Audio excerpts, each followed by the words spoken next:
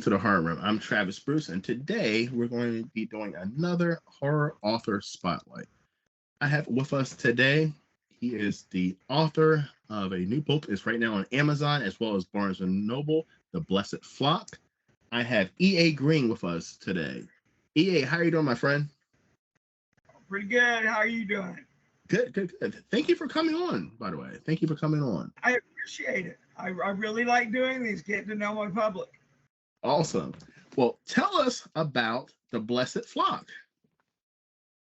Well, I'm going to say right now, it does have a parental warning. If your children are under 18, please do not let them read it. Very true. Yeah, I expect it to be very controversial because of the subject matter and everything in it. But basically, the gist of it is that the book is based on a cult like Protestant church that follow their prophet out west from the East Coast. They end up killing an Indian tribe because they find them in the area that was prophesied to be theirs. And so they take it over. And after that, basically, they end up getting cursed. It has a supernatural quality to it. And the town gets cursed. And so you're going to learn what they did. And then you're going to see the generational curse that follows through the town. And what it ends with is that the preacher that they called the prophet, who ends up taking them, and they realize he's gone mad now and he kills all the other men. Well, his wife and his daughter are banished and to never come back to this town. And so years later, the great granddaughter's the last surviving member, and she finds out that this town that she's been told doesn't exist does exist, and she decides to go back knowing that they could kill her, because that was what the threat was. You come back, any of you, you're dead. And so you're going to get to find out just how bad this curse is that takes over the town, because it's not your normal, let's just go crazy. It's basically a curse that has to deal with sexuality and how the darker side of it and what happens to them and how perverted they become. And so it's an intense book. It has strong subject matter, language, adult situations, sexual situations, even taboo subject matter. And so it does have a very big warning when you open that book. So there's no excuses. I warned you. But so far, everybody. Yeah, Go ahead. I downloaded a free copy that you sent me. I'm halfway through it. He is not lying. It is pretty intense. It's pretty intense. It's one of my favorite. It's my first book. It used to be called Year of the Cicada. And I had that title for 10 years. I had no story. I just like the title.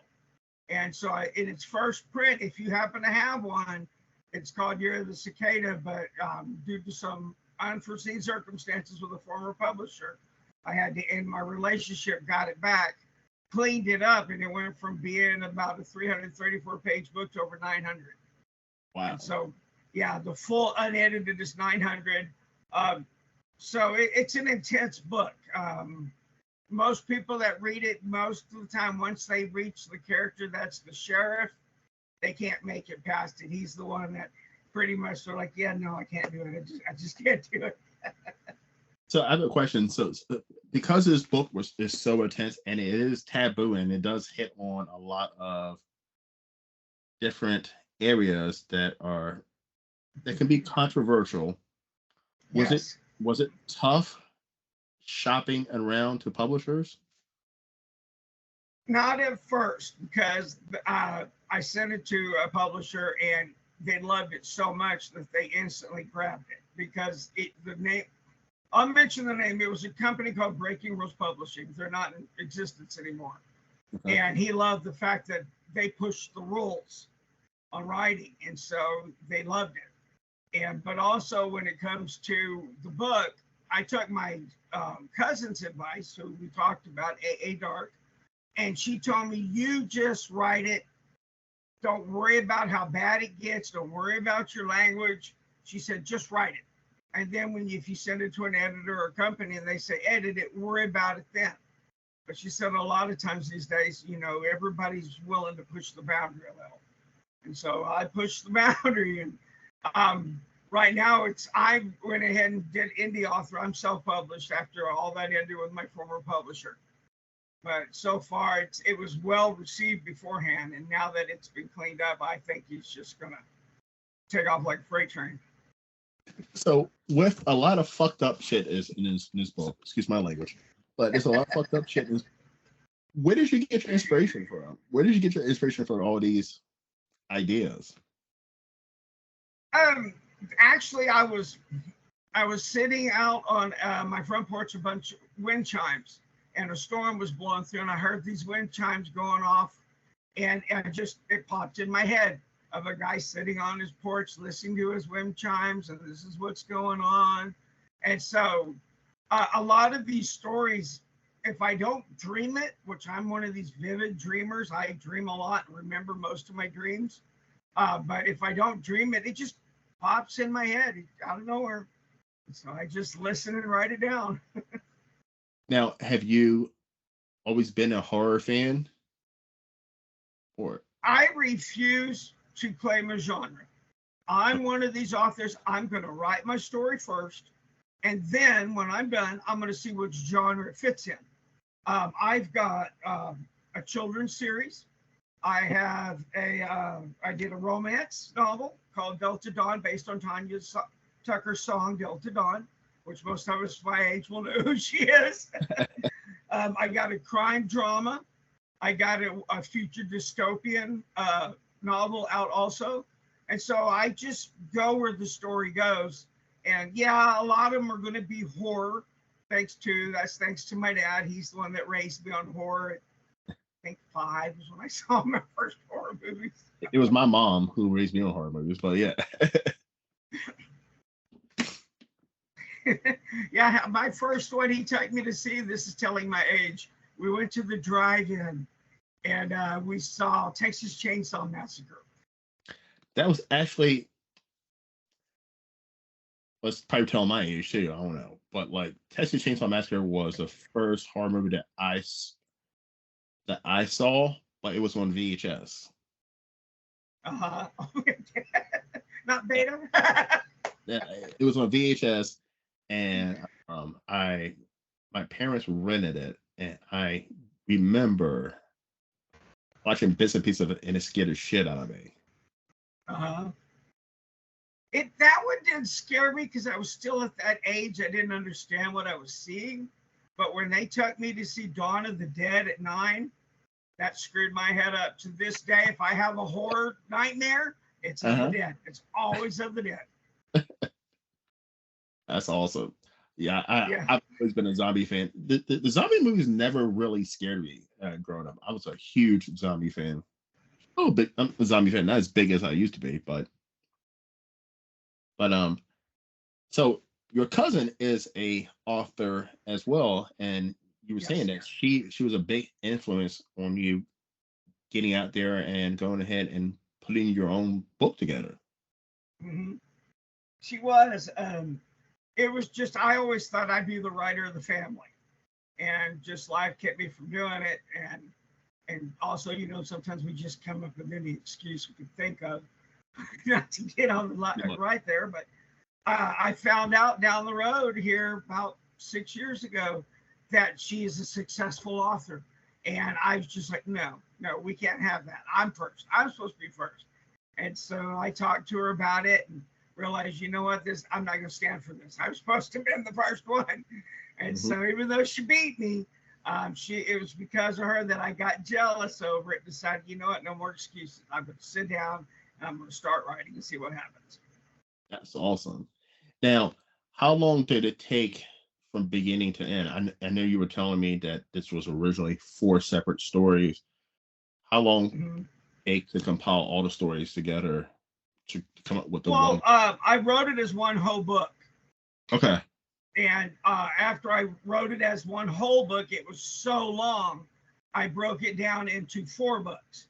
And so it starts out as Dawn of the Cicada, Curse of the Cicada, Song of the Cicada, and Death of the Cicada, because it was almost 1,000-page book. So I thought, okay, let's break it down into 4, because not everybody likes to read a big book at once. I know a lot of people, they want small, start off. And so I wrote it as The Blessed Flock, that I broke it down into the 4 books.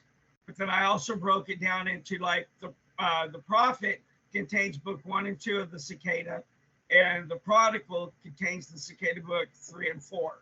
And so they're a little thicker. And just to help people, because like if you buy the big book, The Blessed Flock, you can actually come out cheaper in the long run than buying the 4 books separately. So I'm trying to save my audience money too down the road. That way, instead of $80 this way, you can get it for like 45 or 60 this way. So that's what I did with that. But mainly I did that because of its size. I have another series, which they're going to be each individual, and that's this one. It's called Real Skin. And these are going to be individual stories. But it's going to be at least a 4-book series for sure. And what's the Real Skin is going to be about? Real Skin is my drama. It's the it's got a serial killer, and it takes place in Arapahoe, Colorado, a suburb of Denver. And this cop who's trying to rebuild his life after his wife goes missing has to hunt down a serial killer, like right when he comes back to work, because they laid him off for a while because he had a lot of issues with her disappearing and started drinking and stuff. So this one here is a pretty intense book too. And I don't want to give too much away about this one, but I will say you need to trust your deli man. You're going to go get a deli sandwich. Make sure you're trusting the right man. So, but throughout the whole book, you're going to hear of a company. And this company is just a background company. It's really not about them in a sense, but it is. But I'll read the back to you here for a minute. This is what it's about. At AWRS, all of our synthetics now come with real skin. And when they start to sweat, and they will, you can actually smell and taste their sexually pleasing aromas: butterscotch, chocolate, strawberry, and vanilla. Why settle for fake skin when you can have real? Look for a Real Skin dealer near you. Now, is this one already out? Yes. I've got a total of 16 books right now to my name that you can pick from. So they're down. All available. Go ahead. Okay, so I'm writing down Real Skin. I'm Sure. going to check that one out next. Yeah, they're all available at Amazon, all of them. Barnes & Noble doesn't carry all, but I think they got about 7 of them right now. I have a sci-fi called Father May I. That's the one where we give AI and a quantum computer authority over us because it's not willing to save us because of it already knows from our past that we'll lie through our teeth to get what we want. And so basically we have to give up full control of society for this thing to help us, to fix our environment and to save us. But the quote thing is, to become part of this new civilization, you have to repent, convert, or die. And it has a group what he calls the priesthood, and they run around and keep the laws of the computer. So this AI, he's called Father, and they basically worship him as a new god. And so that one's in a dystopian future. It takes place in Albuquerque, New Mexico, is where that one starts out and takes place. Nice. I'm definitely going to check it out. Now, jumping back to the Blessed Flock, have you gotten any flack? Have you gotten any crap from anyone, especially in the religious realm, for your book? Not yet, but I am definitely expecting it. I expect the Prodigal Church not to be too happy with this one. Okay, it doesn't make them look to be all right. This is off the wall question. This is what I do. Do you think churches are cults? Oh, I was raised in the church my whole life. Me too. Okay. And I've come to the conclusion now that they have gotten a hold of that Bible and they have changed so much of the original text, and they admit it.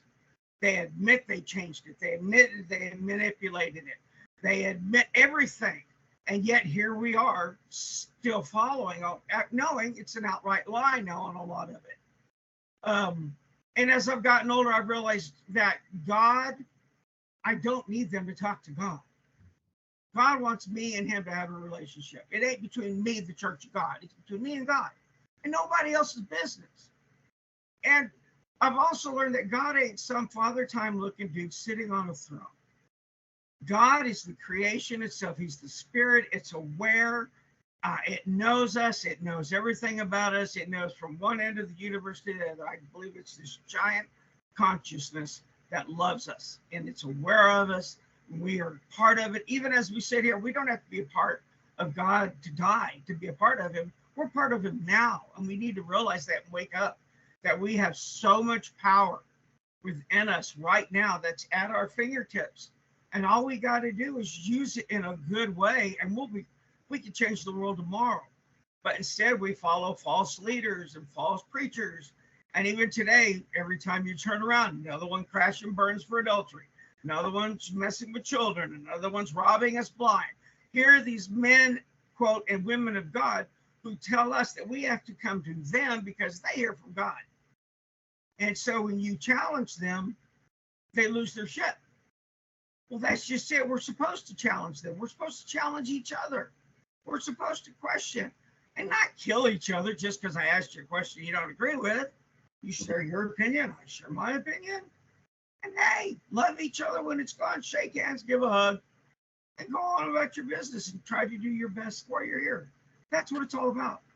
Do you think as human beings in this world today that we don't have a mind of our own or opinion of our own, like, or do you think that it's frowned upon to have your own opinion or have your own thoughts? I think in a sense, it is frowned upon, but I think it's frowned upon because it's the people now in charge that are trying to tell us we can't have our own opinion while they shoot their own opinion.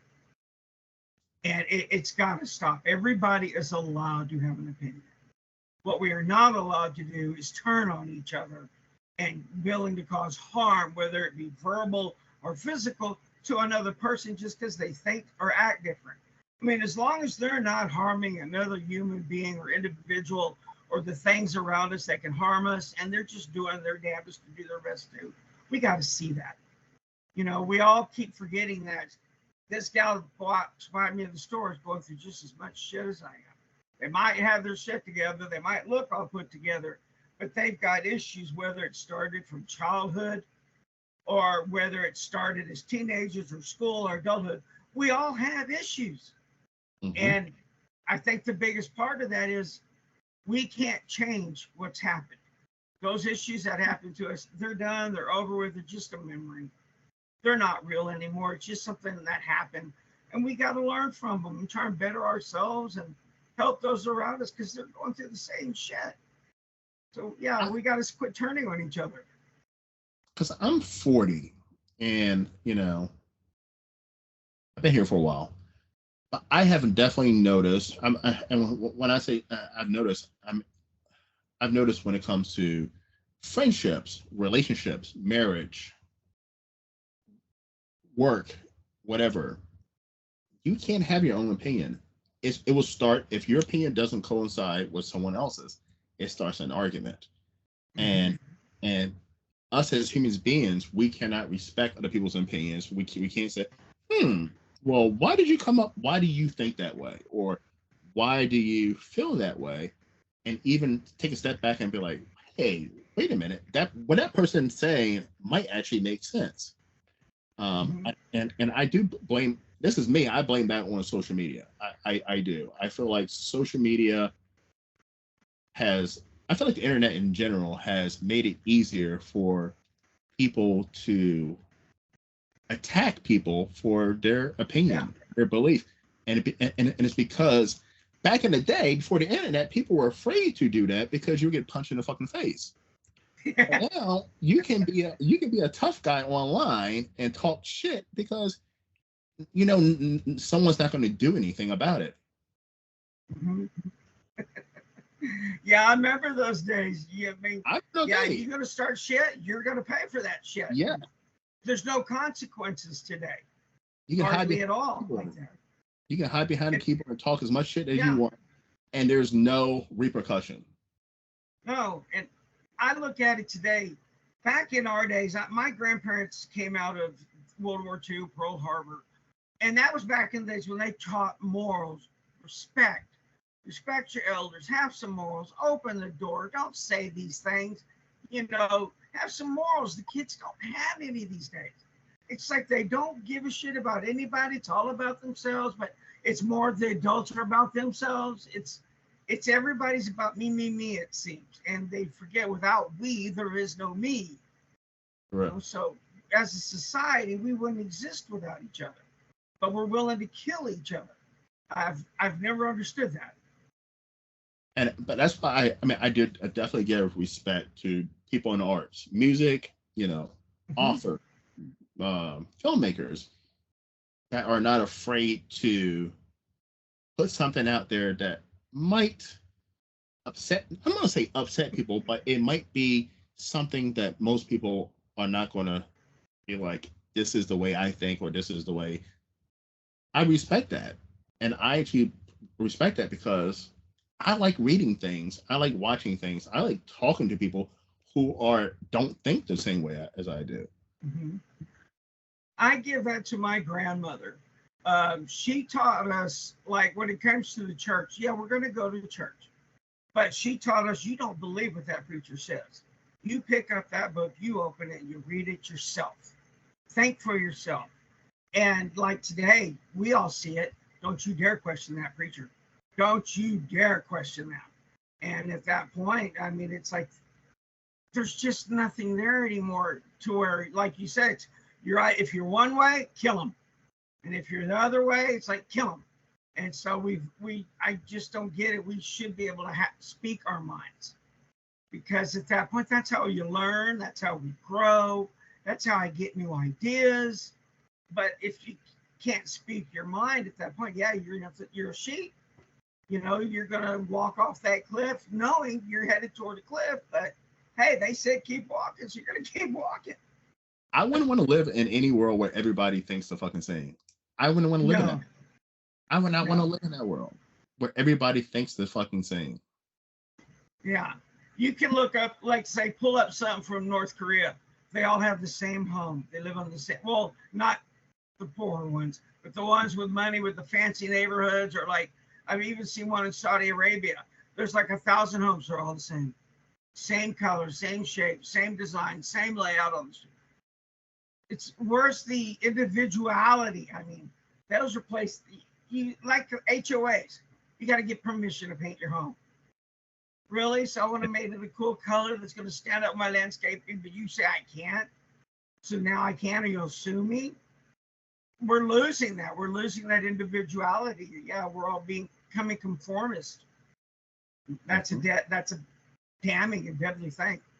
It destroys societies. We've seen that in the past, but hey, they're erasing the past. We're all watching that right now. Get rid of it. We didn't do it. Yep. So the flock, the flock. Did you do any research on religious cults or religion in order to get ideas for the book? Not purposely, but me and my roommate, we like to watch on Heaven's Gate, the Jonestown. So I watch stuff on serial killers and investigation and all that. And so I've seen a lot of the cults and what's going on. And so in a sense, yeah, I had that in my head as I played it out, of how willing they were able to follow, and all because he had a vision and now they see the reality of it. And that's what's sad is today we can be so easily duped. And that's what scares me about AI right now, because I just saw a new technology where they have the basketball game. Let's say they filmed the Nuggets against San Antonio Spurs. They can take you and now digitally put you in as one of the players. And you are moving and jumping and doing all the same moves, and you can't even tell it's a different. It looks like you actually played the basketball game. There's no way to tell the difference. And wow. It's just like we're getting to that point. If we can't tell the difference, how are we going to know truth from lies now? That is true. Yeah. All right. So I got a random question to ask you, because I got tons of random questions. What are 3 things that you think that you need in order to be a successful cult leader? I think one of the things, let's see if I can think of the right word. There has to be a spark about you, something that draws them in and, in a sense, kind of dupes them into believing that you got their back, you got the best for them. And so at that point, charismatic, they got to be charismatic. We've pretty much seen that. You also, you've got to meet a need. If that person has some kind of a need, whether it be spiritual, physical, whatever, and they come to you for that need, if you meet that need to where they don't have to go anywhere else, then at that point, you've pretty much got them. I mean, as long as you meet that need, they're not going to leave you. And then at that point, once he's come, in a sense, at that point, they're almost becoming slowly hypnotized by this person to where now their needs are met. He's charismatic. They feel good around him. He lifts them up. You know, that's what blows me away about the churches today, which is kind of cultish. You don't go to hear the word of God. You go to have a party.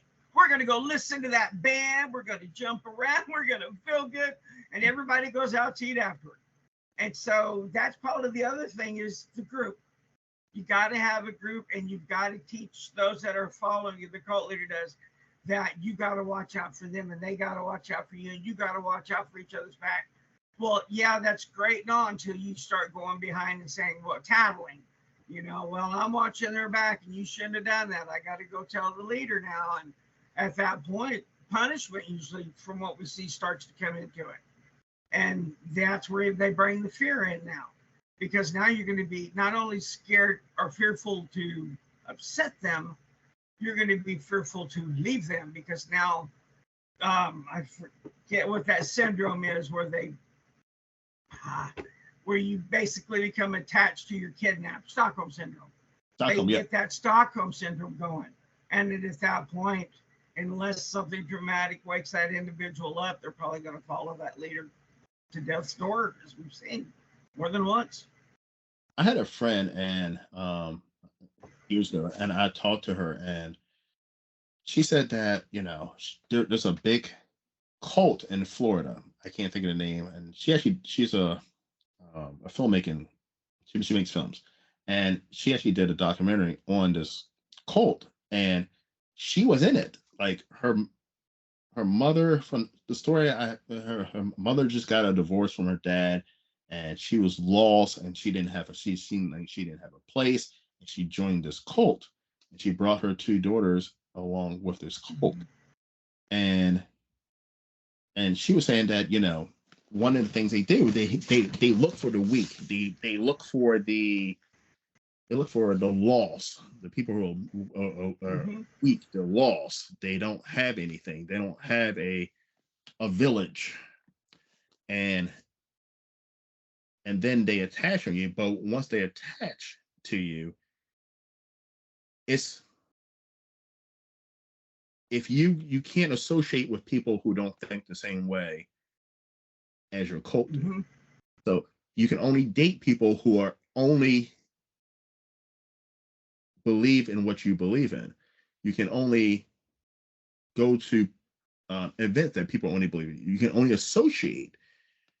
And she said that when she got older, she got out. So I met a lot of people who have been in cults or been in situations like that. And yeah, they prey on the weak. They prey on you when you're at your worst, when you're at the bottom, they prey on people who don't have any other avenue to turn to but that. Well, that's what's scary about the church, because nowadays you go to church. Well, if you're going to try and turn your life around, what's the first thing they tell you? You got to walk away from your friends and family that were making you sin, that was causing you to sin, that was leading you that way. So that's the first thing they actually teach you. Get away from those kind of people, because otherwise you're never going to clean up.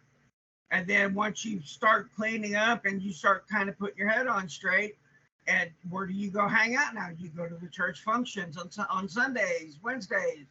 You go to the church Bible camps and the church revivals and the meetings, and you start seeing and dating people in the church. And so, in a sense, you might say it's more cultish, especially today. I mean, today they're willing to kill you with that Bible. They're I've willing to been beat you with it. I've been to several. I can say this because I don't think any of them are watching. They watch my channel, thank God. But I've had friends over the last 10 years invite me to their churches, and it is and and I'm not talking about the old churches. I'm talking about the churches that the young people flock to. Mm-hmm. It is it is borderline cultish because as soon as you come in, they surround you. Hey, how's it going? You're gonna join, right? We're Mm-hmm. going to this men's camping thing in the woods, and like it's like they if you don't come back to the church, they'll blow. The first thing they'll do, they'll get your phone number and your email. They're gonna blow up your phone and your email about when you're Mm-hmm. coming back. They don't want you to leave. They want to, and it just seems weird. And I grew up, I'm Southern Baptist. It wasn't like that, but I went to churches where it was majority everybody was there was older than me. But I've noticed this new young church, 30s, I would say 40 and younger. If majority of the congregation are that 40 and younger, it is culty as hell. And I know that's not a word, but it has cult sense to it. Uh-huh. Yeah, it to me, that's why I won't go back to church anymore. I've learned that between the lies and the backstabbing and the cultish feelings now that are there, and then it's not right anymore. It doesn't feel spiritual. It's more like being part of the gang, part of the group, part of the flock, part of the flock.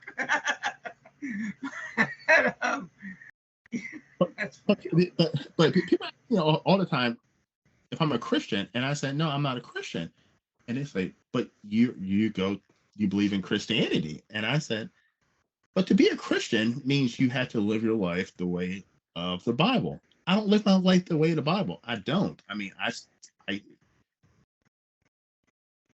you can't call yourself a Christian unless you're not committing sin. You have to be living your way. So I don't even call myself a Christian. I really don't, because I don't live like a Christian do. I believe in Christianity, but I'm not a Christian. They're doing the same thing. Let's say back during the time of the Messiah. And I used to be Southern Baptist. I went to be Pentecostal for years, probably good 15, 20 years.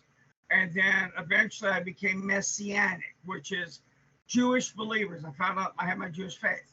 And we are Jewish believers who believe in the Messiah. Okay.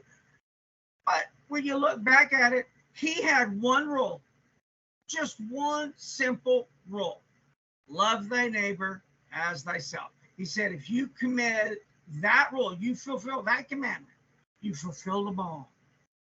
But the church is like, you got to do this, you got to do this, you need to do this, you need to go here, you need to. And it's like they're doing the same thing that Pharisees and the Sadducees did during his time. He got onto them because they were beating the people to death with the law. And he said, you got to stop it. You cannot bring them to God through the law. And that's what we're doing today. We've picked up that Bible and we've grabbed that law. And if you're breaking it, I'll beat you to death with it. But if you can say, let's say I'm committing a certain sin, well, that's Old Testament. Yeah. But you just used Old Testament to condemn me. Yeah, but I'm saved. Well, so am I. So it's damned if you do, damned if you don't today. And so that's why I've walked away from that. I'm doing what he told me to do, and that's love thy neighbors thyself. Try not to talk bad about them. Try not to do them harm. Don't take advantage of people. Don't lie about them. Don't do any of that. Just accept people for who they are. Love them. Still watch your back, because we know they're out there, that people will take advantage of you any chance they get. So you're allowed to say no. That's one of the biggest things people today have a hard time realizing. You have the right to say no, and if that person doesn't like it, screw them. You have that right. But you also have the right to disagree. Yes. You have the right to disagree. You do. So we got to wake up, because if we don't wake up, before you know it, we're all going to have a chip, or we're all going to be. We already tagged. We're already following us. We all have a phone. But the other thing is too, which is in this country too, is politics. Democrats hate Republicans, Republicans hate Democrats. Why? Why? Like it makes no sense. Like I sit right in so I sit right in the middle. I believe in I've voted for Republican presidents and officials. I voted for a Democrat. Mm-hmm. I figure whoever is the best option. I believe in. Listen, I consider myself more conservative than I do consider myself more liberal. To be honest, it's just the way I was raised up and the way I think. It has nothing to do with oh my goodness, I hate women or something. No, it's just the ways I was raised. I've had more conservative views than liberal, but I have liberal views too. So like I'm right in between. Now, the ones who are scary are the ones who are far left and far right. Those are the ones, and I feel like this country is filled with more far right, far left than the norms or the moderates or the middle people. Yeah. It's either going to the far left or far right now. I consider myself independent. I'm like you. I am not going to pick a party. I'm going to go with who I think is doing the best job or who could do the best job. And yeah, nowadays it's damned if we do and damned if we don't. But still, I'm going to try and at least pick the one I think is going to do the less damage. Right. But this Republican or I'm a Democrat, forget it. Just look what it's done. And even when Mr. You know who, Mr. Big T there was in office, I can't stand the man. I'll say that right now, and I don't care who piss off. I can't stand the man. But I have family members that loved him.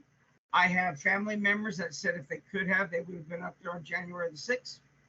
And there for a while, some of those family members, we quit talking because it got to the point, it seemed like they could say anything they wanted, and that was all good as long as nobody replied. But when it came to those of us who didn't agree and we said what we wanted, attacked, instantly trashed. And it's like, I'm not doing that to your post. I'm not attacking you for supporting Trump. I'm not going after you on public media. That's you. That's what you believe. You know what? I disagree. But then the people, friends, turn around and family would do the turn around and just attack right back the minute we posted some funny meme that made fun of him. And so it's to the point now, those of us in the middle, that it's getting to be a small crowd. It is. All right. So what's next for you, Ian? What are you working on next? I've got 2 books I'll be doing right now. I've got one I'm already at the start called 70 times 7. And it's basically you're going to see I have a lot of religious undertones in my books. They're in all of them. And so this gal's mom dies, and she, because of the way her mom abused her and raised her, she knows the woman's in hell. And so she meets a gal that tells her there's a secret passageway through hell where you can go save your loved one. But you have to die to go to it. And so 70 times 7 is like we were told you have to forgive 70 times 7. That's a lot of forgiving. And so she's going to now go through this passage to get to her mother to try and rescue her. But every time she comes to an obstacle, if she shows any kind of emotional fear or negative reaction to it, she has to start right back over at the beginning of the gate when she first started with no memory of what she did before. So she might restart 20 times. Don't know. She might make it down into the 8th trial and have to go back again and not remember how she made it to the 8th trial. And so she's trying to get to her mom, going through all this and hell as she's doing 70 times 7, just repetition. And so that's the one I'm working on now. And the one I've been asked to do is called Pink. And it's called We're His Lab Rat Now. And basically it's a genetically enhanced mice that are intelligent and that can read and understand our language and how we work, get out. And they know what we're doing to them, and they decide to formulate a plan that takes years to comprehend. But these things breed, and gain control of the rodent population across the entire globe. And once they have got the entire population ready to go, they strike. They basically attack, these rats attack every type of electrical wiring, communication. They go and they chew it and they destroy it all.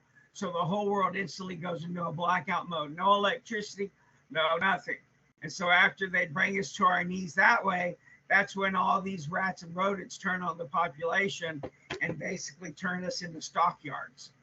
Oh. So we become the new food source, and they leave populations, little areas alive, so we can breed like stock cattle, and so they can use us for food. You got some good stuff, man. You got some good stuff coming, man. We're friends on Facebook now, so I'll be able to see everything coming up. So, how can everyone find you? I do have my a blog. Like I said, type in Google E.A.Green / The Green Man, and all my links on Google will pop up. My Instagram, my Facebook, where the books can be bought. You'll see all. It'll have images of all my books and different things I post and blog about. My blog's there, so they can go to my blog and give latest updates there. And then, like I said, Amazon also has a author profile page, and so I put my links on there, and I put my updates and videos. I have a YouTube where I do book trailers of all my books, so I always do little book trailers and send those out. And I have a YouTube there, and like I said, just Google E.A. Green, the Green Man, and everything will pop up, and you can find all my books there. Awesome. Well, ladies and gentlemen, go out there and get The Blessed Flock. I'm halfway through it, man. I'm telling you, I feel like I gotta take a fucking shower every time I read that fucking book, man. Oh, you will here near the end of it. Fucking disturbing. Oh, yes. It's some fucking. Listen, it's some weird shit, everybody. Okay, it's some weird. Fucking, hey, I use that word "fuck" a lot in the book. Yeah. If I'm saying some weird fucking disturbing shit, it's some weird disturbing shit. All right. So please go ahead and check that out. If you want to go up into the dark. Barnes & Noble, Amazon, also got Real Skin. I'm gonna grab that one next. Definitely check that out and follow him on social media so we can keep up to date. It looks like he got some good shit coming up, so definitely follow him. EA, it's been an absolute pleasure, my friend. I appreciate you coming on, and you can come on. Great time, man. Anytime. I'd love to have you. Come on. Sure. And I'll pass that message on to my cousin so you can talk to her. You're going to enjoy that. Awesome. Yes, I am. Yes, I am. All right, everyone. Well, thank you for coming to the Horror Realm. I'm Travis Bruce. I'll see you guys next time. Take care.